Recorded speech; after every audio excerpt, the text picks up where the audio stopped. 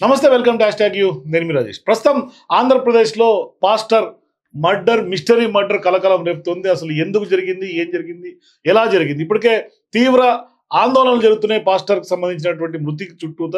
మరోవైపు అనేక ట్విస్టులు వెలుగు చూస్తున్నటువంటి పరిస్థితి. ఈ నేపథ్యంలో ఆ పాస్టర్ మృతి ఏ విధంగా జరిగింది, ఏం కోణం దాగి ఉంది, దీని వెనకాల మర్డర్ వెనకాల ఉన్నటువంటి ఆ అదృశ్య శక్తులు ఎవరు మాట్లాడతాం. మనతో పాటు ఫిలిం క్రిటిక్, విశ్లేషకులు దాసర్ విజ్ఞాన్ జాయిన్ అవుతున్నారు.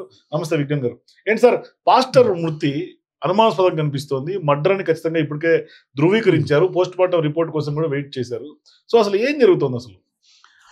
ఫస్ట్ ఆఫ్ ఆల్, ఏదైనా ప్రమాదం జరిగితే హైవే పైన అయితే యాక్సిడెంటలా, లేకపోతే అన్ఎక్స్పెక్టెడా, లేకపోతే అనుమానాస్పదమా, వాట్ ఎవర్, ఫస్ట్ ఆ బాడీని పోస్ట్ మార్టం తీసుకెళ్తారు. అందరికీ రకరకాల అనుమానాలు ఉంటాయి, కాదనలేం.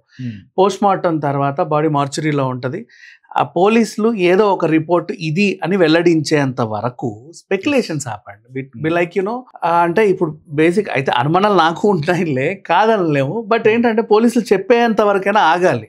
ఇదేంటంటే శాంతి భద్రతలకు విఘాతం కలిగించే అంశం. వీళ్ళు ఏమంటున్నారు, పాస్టర్లు హిందువులు చంపారంటున్నారు. హిందువులు ఏమంటున్నారు, మొన్న ఈయన ముస్లింలని వ్యతిరేకంగా ఏదో వీడియో చేశాడు, అది బాగా వైరల్, వాళ్ళు వచ్చి చంపారంటారు. అండ్ ఈయనకి ఇంకొంతమంది ప్రసంగించే వాళ్ళు ఉంటారు కదా, వాళ్ళ పేర్లు ఎందుకులే కానీ, వాళ్ళతో వైరం ఉండడం వల్ల ఇలా జరిగింది అంటాడు. అంటే నా తరచూ టీవీలలో, అక్కడ యూట్యూబ్లలో డిబేట్స్కి వెళ్ళేవాడు. ఇప్పుడు మా గ్రంథం ఇది అని వీళ్ళు, లేదు మా గ్రంథంలో ఇలా చెప్పబడింది, మీ గ్రంథంలో అది చెప్పింది మీకు సరిగ్గా అర్థం కాలేదు, అసలు అర్థమైందో ఇది అని ఆయన చెప్పడం. వాళ్ళకి ఇంకా మండడం, బాబు నీదేదో నువ్వు చూసుకో, నీ ప్రసంగాలు నువ్వు ఇచ్చుకో, మా గ్రంథాల మీద ఎందుకు పడతావు అని వీళ్ళు. ఇలా తరచు కొన్ని గొడవలు ఉన్నాయి, వివాదాలు బోల్డన్నీ ఉన్నాయి. అండ్ రీసెంట్లీ ఏం జరిగింది, ఖురాన్ సంబంధించిన అంశం ఒకటి, మొహమ్మద్ ప్రవక్త అండ్ అలాగే అల్లాహ్కి సంబంధించిన ఇష్యూ అని తను ఒక వీడియో చేశాడు. అది ముస్లిం సంఘాలు వ్యతిరేకిస్తే వాళ్ళకి క్షమాపణలు చెప్పి మళ్ళీ ఇంకో వీడియో చేశాడు. ఆ క్షమాపణలు చెప్పిన దాంట్లో కూడా నేను అన్న దాంట్లో తప్పే ఉంది, క్షమాపణలు చెప్పాల్సిన అవసరం ఏంటి, విత్ ప్రూఫ్, నేను అన్న దాంట్లో తప్పే ఉంది, మీ వాళ్ళే కదా రాసింది, అయినా సరే మీ మనోభావాలు దెబ్బతింటున్నాయి కాబట్టి నేను సారీ చెప్తున్నానని ఇంకో వీడియో చేశాడు. సో అది కూడా సారీ వీడియోలా లేదు. దీన్ని ఇప్పుడు ఇతర మతాలని కొంత కాంట్రవర్షియల్ గా చూపించి రెచ్చగొట్టి ఇప్పుడు ఆయన చావు తను కొని తెచ్చుకుంటాను అనుకోవాలా? నో అట్లా అనకూడదు. అది అలా వీళ్ళు ఆరోపిస్తున్నారు. అదే స్పెక్యులేషన్స్ అంటున్నా. ఇప్పుడు ప్రమాదమే జరిగి ఉండొచ్చు హైవే మీద అనుకుందాం. ఫర్ ఎగ్జాంపుల్, ప్రమాదం జరిగితే ఆ టైప్ వాతావరణం అక్కడ కనబడట్లా. నువ్వు హెల్మెట్ పెట్టుకొని యాక్సిడెంట్ అయింది, ఏదో గుద్దింది, లేదా నువ్వే పడ్డావు దేన్నో దీక్కొని, అప్పుడు హెల్మెట్కి డ్యామేజ్ అయిన తర్వాత లోపల నెత్తికి అయ్యిద్ది. ఇక్కడ ఏంటంటే మూతి మీద ఎవరో గుద్దినటువంటి గాయం, ఏదో తగిలినట్టు కాకుండా నెత్తి మీద ఇక్కడ ఒకటి పోటు, ఒంటి మీద కొన్ని గాయాలు ఉన్నాయి, ఇక్కడ. అది యాక్సిడెంట్ అయితే అయినట్టు లేదు బేసికల్లీ. అండ్ నెక్స్ట్, బండి కింద ఆయన పడున్నాడు ఇలాగా. ఇప్పుడు హైవే మీద వెళ్తున్నారు, ఆఫ్టర్ లాంగ్ టైం లాంగ్ జర్నీలు చేసే వాళ్ళకి ఏంటంటే మేబీ నిద్ర వచ్చి కూడా ఉంటుంది. కొన్నిసార్లు అలా హ్యాండిల్ బ్రేక్ అయింది. కొన్ని సందర్భాల్లో రోడ్డు మీదకి ఏదన్నా మూగజీవి వస్తే ఈయన ఫాస్ట్గా ఉంటే కూడా తప్పించబోయి పడే వాళ్ళు ఉంటారు.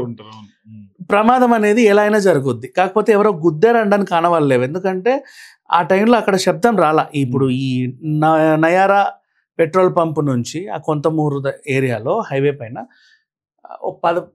10-11 నిమిషాల దూరంలో ఆయన పడున్నాడు. సో ఏదైనా ప్రమాదం జరిగితే శబ్దాలు వస్తాయి. లేదు ఎవరో వచ్చి నన్ను చంపారు అనుకుందాం, అటు నుంచి కానీ ఇటు నుంచి కానీ ఒక టీమ్ గ్యాంగ్ ఎవరన్నా వచ్చినట్టు ఏం కనబడలా. ఈయన ఇంట్లో నేను స్నేహితుని కలవడానికి వెళ్తున్నాను, బండి మీద వెళ్తున్నాను, ఆఫ్టర్ లాంగ్ టైం ప్యాషనేట్గా బుల్లెట్ మీద వెళ్ళాలనుకుంటున్నాను అని చెప్పడం మాత్రం వాళ్ళ ఇంట్లో వాళ్ళు ధృవీకరించారు, ఇలా చెప్పి వెళ్ళాడండి అని. తర్వాత ఏం జరిగింది అనేది ఇది. ఇప్పుడు పాస్టర్ వెళ్ళింది ఏంటి, రాజమండ్రికి, సంబంధం లేదు, నీకు అక్కడ స్నేహితులు కూడా ఎవరు లేరు. అంటే ఎవరో పిలిస్తే నువ్వు అక్కడికి వచ్చావు. ఆ పిలిచిన వాళ్ళు మేబీ నువ్వు ఒకవేళ సోషల్ మీడియాలో చాలా మందితో ఛాలెంజ్లు చేస్తావు కాబట్టి దా చూసుకుందాం, నువ్వురా ఒంటరిగా రా, నేను ఇట్లా అనుకుంటారు చాలామంది. నువ్వు ఒంటరిగా రా, నేను ఒంటరిగా వస్తా, నువ్వు చెప్పింది రైటో నేను చెప్పింది రైటో ఇద్దరం తేల్చుకుందాం, నీది రైట్ అయితే నేను యాక్సెప్ట్ చేస్తా, నాది రైట్ అయితే నువ్వు కూడా యాక్సెప్ట్ చేయాలి. ఇలాంటి ఛాలెంజ్లు చేసుకునే వాళ్ళని కూడా చూసాం. అలా ఒకవేళ వెళ్ళుంటారా? వెళ్ళుంటే ఇంట్లో చెప్పి వెళ్ళాలి కదా. ఇంట్లో ఏం చెప్పాడు, చెప్పే వెళ్ళాడు, స్నేహితుని కలవడానికి వెళ్తున్నా, నీకు అక్కడ స్నేహితులు ఎవరైనా వీళ్ళు అడగల, ఆయన చెప్పాల. రాజమండ్రిలో ఆయనకు సంబంధమే లేదు, ఈయనకంతా క్యాడర్ అంతా కడపలో ఉంది, హైదరాబాద్ తిరుమలగిరి ఇంతే ఈ పరిసరాలు. అండ్ నవ్వు ఇంకొకటి, యాక్సిడెంట్ జరిగింది అనుకుంటే యాక్సిడెంట్కి సంబంధించిన ఆనవాళ్ళు లేవు, ఎవరో కొట్టి చంపితేనే అలా ఉంటాయి మనుషులు. అండ్ అక్కడ నుంచి ఇప్పుడు పోస్ట్ మార్టం తీసుకెళ్తే మిగతా క్రైస్తవ సంఘాలన్నీ పాస్టర్స్ అందరూ కూడా గొడవ చేస్తున్నారు, మాకు చెప్పాలి చెప్పాలి చెప్పాలి చెప్తారు. కాకపోతే మీరు చేసే గొడవలు ఏంటంటే ఇంకొకరి మీద ఎలిగేషన్ పాస్ చేస్తే అది శాంతి భద్రతలకు సంబంధించింది. ఇప్పుడు హిందువులు ముస్లింలు క్రిస్టియన్లు కొట్టుకు చేస్తారు, అది తప్పు. సో ఒక న్యూస్ వచ్చే వరకు వెయిట్ చేస్తే బెటర్. ఊరికే ఏం కల్ప్రిట్స్ ఎవరు అనేది క్లారిటీ వచ్చేంత వరకు కూడా కొద్దిగా సంబంధం పాటించాలి. అండ్ ఈ అన్న వీడియోలు కూడా మీరు చూస్తుంటే ఇప్పుడు ఫర్ ఎగ్జాంపుల్ వాళ్ళు ఆరోపించినట్టుగా హిందువులు ఏదో చేశారు అన్నట్టు వీళ్ళ ఆరోపణ. హిందూ గ్రంథాలని అండ్ వాళ్ళ డిబేటర్స్తో ఈయన పోటీ పెట్టిన సందర్భాలు ఉన్నాయి. అండ్ నెక్స్ట్ రీసెంట్లీ ముస్లిం ఖురాన్ పైన ఏం చేశారంటే ముస్లిం ఆడవాళ్ళు సెంటు కొట్టుకొని మసీద్కి వెళ్ళకూడదు, సెంటు కొట్టుకొని మసీద్కి వెళ్తే వాళ్ళ దృష్టి, మగవాళ్ళ దృష్టి అల్లా ప్రార్థన మీద కాకుండా వీళ్ళ మీదకి మళ్ళీ అవకాశం ఉంటుంది. కాబట్టి వీళ్ళు ఇంట్లోనే కాదు. ఇక్కడ నా డౌట్ ఏంటంటే ఒక పాస్టరు తన మతానికి సంబంధించి ప్రబోధించకుండా ఇతర మతాల గురించి ఇతర మతాలకి మెలకువలు చెప్పటమో లేకుంటే వాళ్ళని అవేర్ చేయటమో ఇది అవసరమా? అవసరం కాదు, బట్ తను అలా చెప్పాడు. ఎందుకు ఈ ముస్లిం సాహిత్యకారులు అందరూ కూడా వాళ్ళ స్త్రీలని సప్రెస్ ఎందుకు అలా ఇంటి బట్టి ఉంచుతున్నారు, డౌన్ చేస్తున్నారు, తక్కువగా చూస్తున్నారు, వివక్ష చూపిస్తున్నారు అని కొట్లాడాడు. ముస్లింలు ఆ విధమైనటువంటి రివోల్ట్ ఏ ఒక్క మహిళ నుంచి కూడా లేదు ఇప్పుడు. లేదు, వాళ్ళు వచ్చి కంప్లైంట్ చేసి మాకు ఇలా అన్యాయం జరుగుతుందంటే చెప్పాలి కదా బయటకు వచ్చి. వాళ్ళకి లేని బాధ ఈయనకి ఎందుకు? ఇక్కడ కత్తిపేట కన్నట్టుగా ఉంది పరిస్థితి. ఇది ఉంది. ఇప్పుడు మనిషి లేడు. నెక్స్ట్ ఇంకొకటి ఏంటి, మళ్ళీ హిందూ మతస్థులతో వాళ్ళతో కూడా ఇలాంటి గొడవలు ఉన్నాయి. 1-2 గొడవలు అంటే అనుకోవచ్చు, బోల్డని వివాదాలు ఉన్నాయి. అండ్ ఇప్పుడు ఇట్లాంటి మనిషి చనిపోతే ఎవరు ఏం చేశారనే దాని మీద ఉంది. నిజంగా బయటోడు ఎవడన్నా వచ్చి ఏదైనా చేసి కూడా వీళ్ళ మీదకి నెట్టొచ్చు, వాళ్ళ మీద నెట్టొచ్చు అని కూడా అనొచ్చు.